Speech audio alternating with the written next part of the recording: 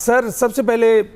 तो ये कि कल वज़ीर आज़म भी इजहार यकजहती के लिए जो है वो जाएंगे। आयतुल्ला ख़ामनाई साहब का जो है वो जनाजा तेहरान में पढ़ा जाएगा और उसके बाद कुम मुंतकिल होगा। आप ये देख रहे हैं कि बहुत सारे सरबराहान को दावत भी दी गई है और बहुत सारे सरबराहान जा भी रहे हैं। इस सारी सिचुएशन को आप किस तरह से देखते हैं?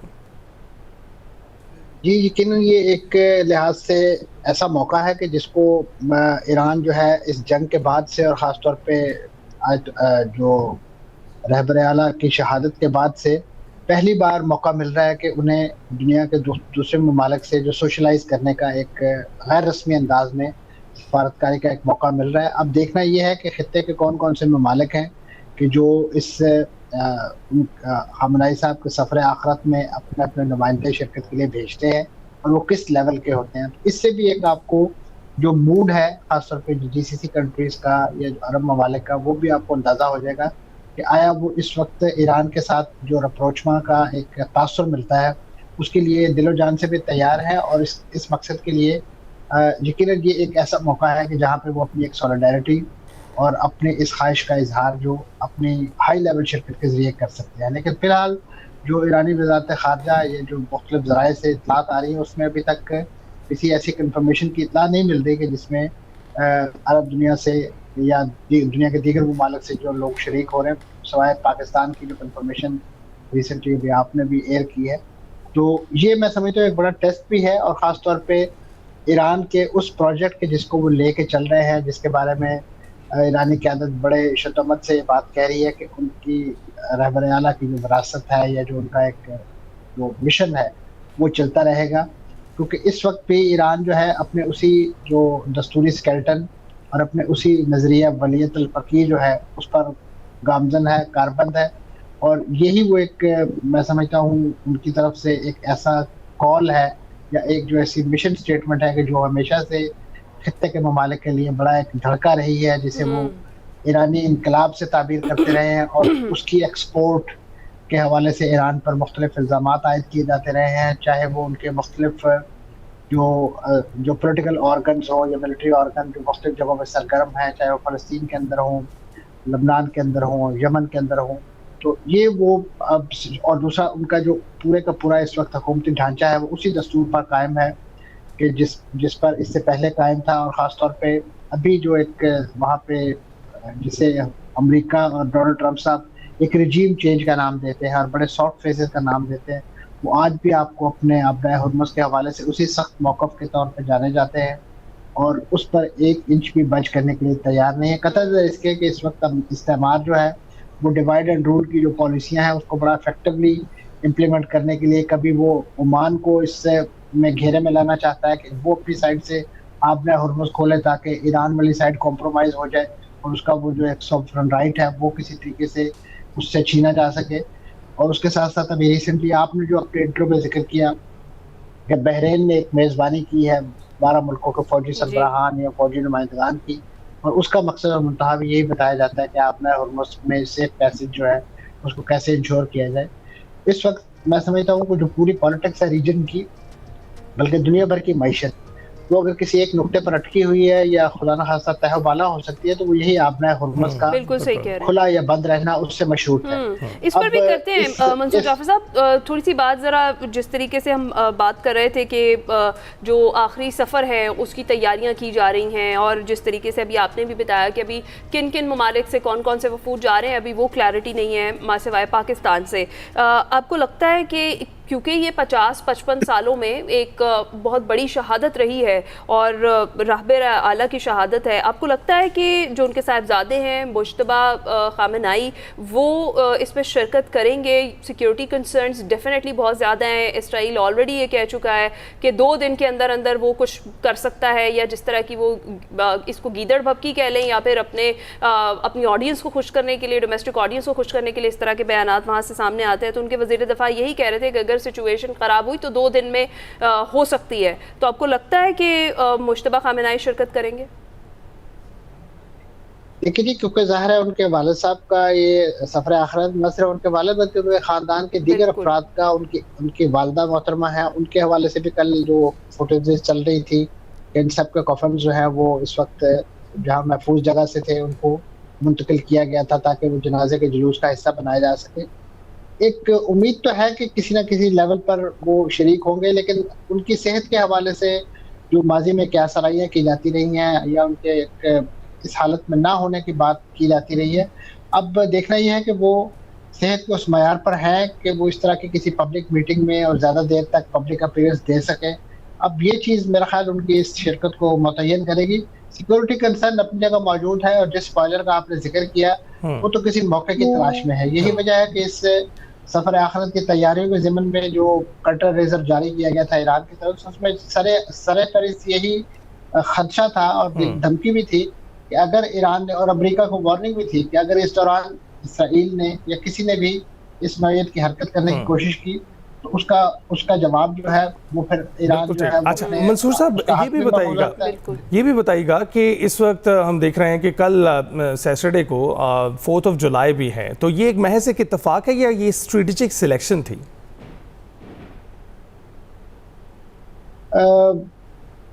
यानी ये दोनों चीज़ें हो सकती हैं, लेकिन इसका कोई ऐसा एम्पेरिकल एविडेंस नहीं है कि इसको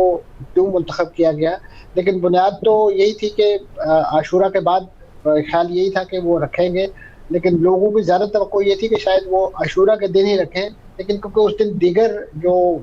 प्रोसेशंस होते हैं, मुख्तलिफ जो मजालिस होती हैं, इस नौयत की चीज़ें होती हैं, तो उस वजह से शायद ये कोई उनका कोई रिकन्सिलिएशन नहीं हो सकी उस इवेंट के साथ। इसे फिर 4 जुलाई जो है उस हवाले से मुंतखब किया गया। तो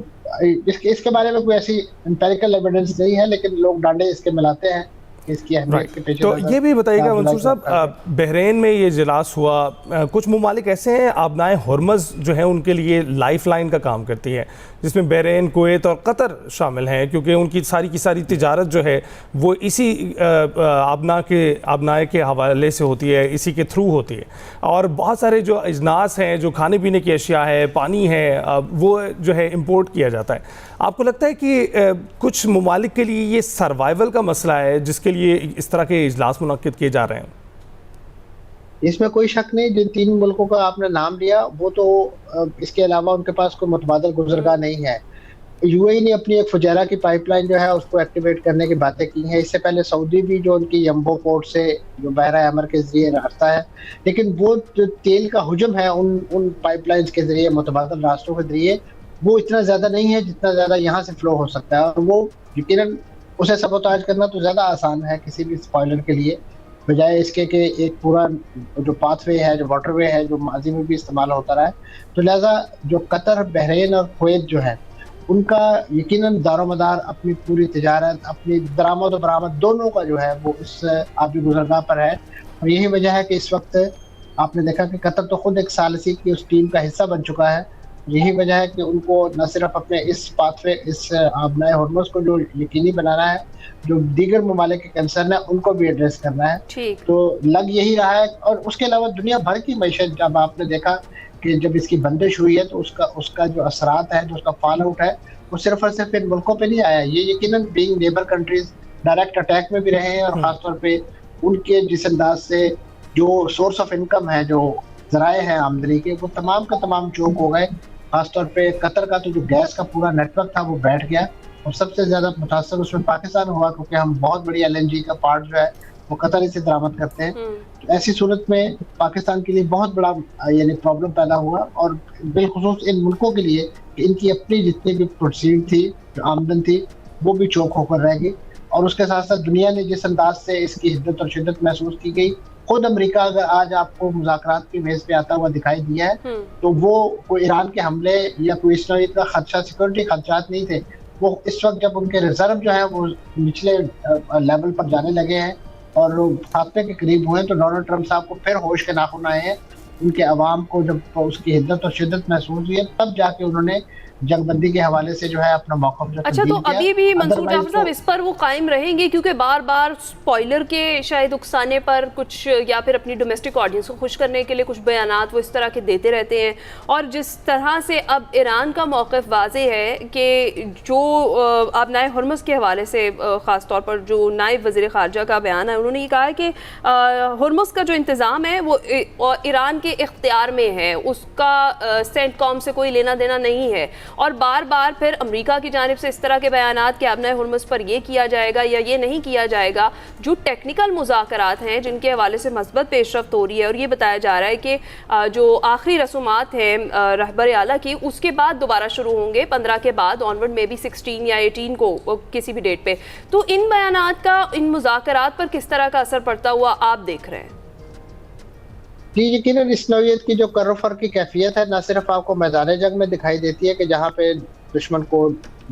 धोखा देने के लिए, उसको डिसीव करने के लिए मुख्तलिफ हरबे इस्तेमाल किए जाते हैं, तो ये मुज़ाकरात में भी अपनी पोजीशन को ज़रा रीइंफोर्स करने के लिए और फरीक मुखालिफ को जो है, जो मुकाबिल फरीक है, उसे दबाव में लाने के लिए इस नौइयत की बयानबाजी जो है वो बाज़ औक़ात मौसर साबित होती है, बाज़ औक़ात वो काउंटर प्रोडक्ट भी हो जाती है। इस वक्त यही दिखाई दे रहा है कि ये जो ओवरली अपसेस दिखाई देते हैं डोनाल्ड ट्रंप साहब और अमेरिकी इंतजामिया अपना हुर्मुज़ के हवाले से, उस पर बहुत ज़्यादा जो ले दे उनकी है वो उनको नेगेटिवली किसी जगह से इम्पैक्ट तो कर सकती है, लेकिन पॉजिटिवली शायद उनके लिए कोई फायदेमंद ना हो। बिल्कुल ठीक है। लिहाजा इन चीज़ों ये मंसूर साहब ट्रंप की बात करें, ट्रंप ने ये बयान दिया है कि जिस तरह की जंग जो है ईरान में हुई है उसको जंग नहीं कहेंगे, तो अगर जंग नहीं कहेंगे तो फिर क्या कहेंगे? ये तो डोनाल्ड ट्रंप साहब भी बेहतर बता सकते हैं, क्योंकि उनके जहन में जो चल रहा होता है, ये जो तस्वीर जो बनाते हैं, अब क्योंकि उनके नज़दीक यही वजह है कि आपने देखा कि जो अभी रिसेंटली आबना हुर्मुज़ के हवाले से बड़ी स्टेटमेंट दी कालिबाफ साहब ने, उन्होंने कहा कि हम किसी अग्रेसर को जो है वो आबना हुर्मुज़ को किसी अग्रेसर के लिए प्ले फील्ड नहीं बनने देंगे, प्लेइंग ग्राउंड नहीं बनने देंगे। ठीक है। तो शायद वो अपनी कोई जंगी मशकें कर रहे हैं, इसमें कोई एक्सरसाइज कर रहे हैं, मंसूर साहब, या अपने उस असर दुरुस्त आप सही कह रहे हैं। ट्रंप के बयान से ही एक और बयान जो उन्होंने एक बार फिर से पाक भारत जंग का जिक्र किया, और उन्होंने फिर 11 तैयारे गिराए जाने का जिक्र किया, और उन्होंने फिर अपने हवाले से कहा कि 3 करोड़ जो जाने हैं वो उन्होंने बचाई इस जंग को रोककर। तो अब ये जो हम तो बार बार नहीं कह रहे कि हमने कितने तैयारे गिराए या कितने नहीं, जो मोदी का भारत है उसकी तो वैसे ही बोलती बंद हुई हुई है, तो इस तरह के बयानात के बाद वहाँ पर कैसी सूरत हाल बन जाती है? वैसे कि वहाँ यकीनन जो सफ़े मातम बिछी हुई है उसकी एक कतार जो है वो मज़ीद लंबी हो जाती है, और उसको जो हाहाकारी मचती हुई दिखाई दे रही है, उसके असरात आपको पड़ोसी मगरबी मुल्क अफगानिस्तान में भी दिखाई देते हैं, और फिर इसी तरीके से ख़ुद जो भारत के अंदर इस वक्त सूरत हाल है वो भी, और उनका मीडिया जिस अंदाज से इस पूरे कज़िये पर जो है रद्द-ए-अमल देता है और ख़ास तौर पर बेफर्की उड़ाने के लिए मशहूर है। तो ऐसी सूरत में तो यकीनन इस वक्त जो डोनाल्ड ट्रंप साहब के इस नौइयत के बयानात हैं वो जलती में तेल, बल्कि कुछ बिल्कुल इसे कहना वो तो पूरी ऑयल रिफाइनरी जला देते हैं ऐसी सूरत में। तो बुनियादी तौर पे डोनाल्ड ट्रंप साहब शायद पाकिस्तान की जो एक लिहाज से जो इस सालिसी के रिकग्निशन को मतलब एक्नॉलेज करने के लिए इस नौइयत की शायद हॉटट्रिक बाज़ का तो ये ज़रूरत से ज़्यादा उसका इजहार कर देते हैं, लेकिन हकीकत तो यही है कि पाकिस्तान ने भारत को धूल चटाई है, और बिल्कुल धूल चटाई है, और मई की धूल वो आज तक उनको जायका उसका आ रहा है। बात कर रहे थे मंसूर जाफर साहब से। मंसूर जाफर साहब बता रहे थे मशरिक़ वस्ता की सूरत हाल के बारे में आगाह कर रहे थे। आपको बहुत बहुत शुक्रिया। ब्रेक के बाद हाजिर होते हैं।